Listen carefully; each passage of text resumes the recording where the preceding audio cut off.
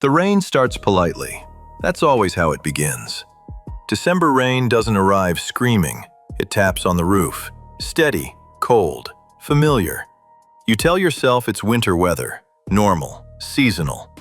By the second day, the ground can't drink anymore. Storm drains gurgle instead of swallowing water.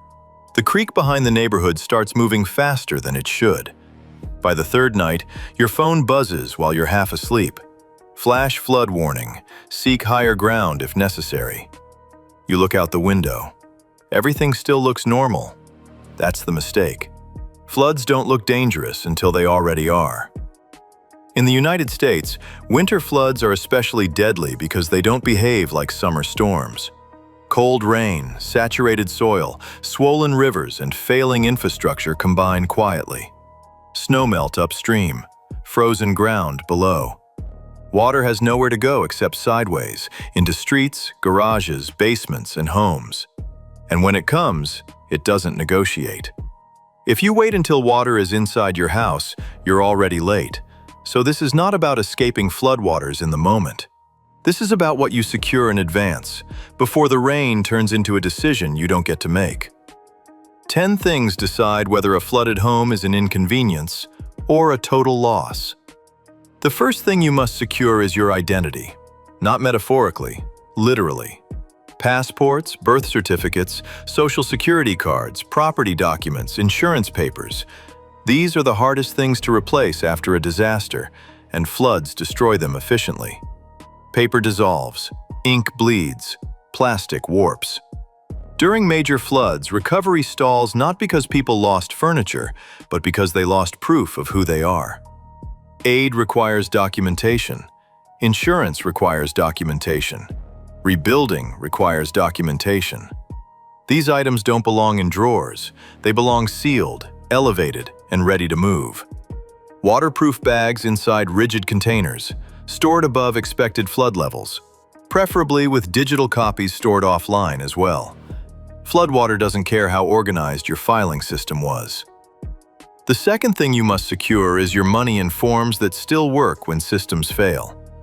Cash still matters during disasters. ATMs go offline. Card readers fail. Internet connections drop. Even if banks are solvent, access can vanish temporarily. But cash is fragile. Water destroys it quickly. So does mold. It must be sealed, elevated, and separated. Not all in one place. Some accessible, some hidden. Not because of theft paranoia, but because flood damage is unpredictable. One room may be destroyed while another survives. Products matter too. Debit, credit, IDs. They are small, easy to lose, and useless if warped or demagnetized. These belong in waterproof sleeves, not wallets sitting on counters. Money doesn't help you if it dissolves into pulp. The third thing you must secure is your electronics, starting with the small ones. Phones, backup phones, power banks, external hard drives, laptops if you rely on them. During floods, power is often cut intentionally to prevent electrocution. Communication becomes the most valuable resource after food and shelter. Your phone becomes your map, your lifeline, your documentation tool. But water and electronics are natural enemies. Devices should be charged in advance, powered down, sealed, and elevated. Power banks fully charged, cables included. Nothing loose, nothing assumed. People lose thousands of dollars in electronics every flood season because they assumed water wouldn't reach that high. It usually does. The fourth thing you must secure is irreplaceable valuables.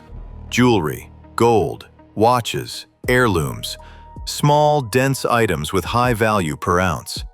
These are the easiest things to save and the easiest to lose. Floodwater doesn't just soak, it moves.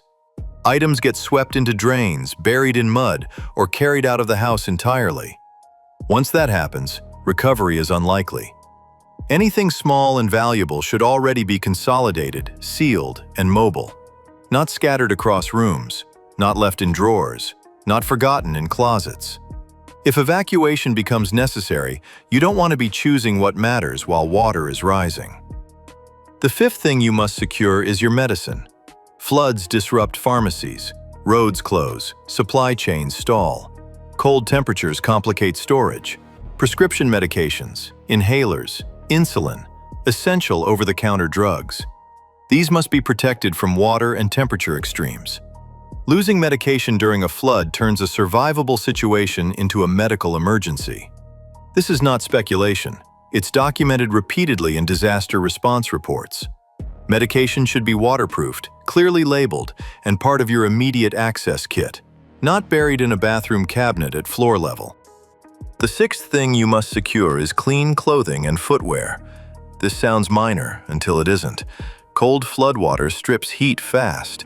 Wet clothes increase hypothermia risk, even in temperatures that don't feel extreme. December floods are particularly dangerous because exposure becomes deadly faster. Dry socks, dry shoes, thermal layers, gloves. These should be sealed and elevated, not stored in basement closets, not piled on the floor. You don't need your entire wardrobe, you need a dry set that keeps your body functional. People survive floods and die afterward from exposure. The seventh thing you must secure is food that requires no preparation. Not your freezer, not your fridge. Those will fail. Shelf-stable food, ready-to-eat items, things that don't require cooking, refrigeration, or clean utensils. Floodwater contaminates kitchens. Power outages remove heat. Time becomes scarce. You don't need gourmet meals.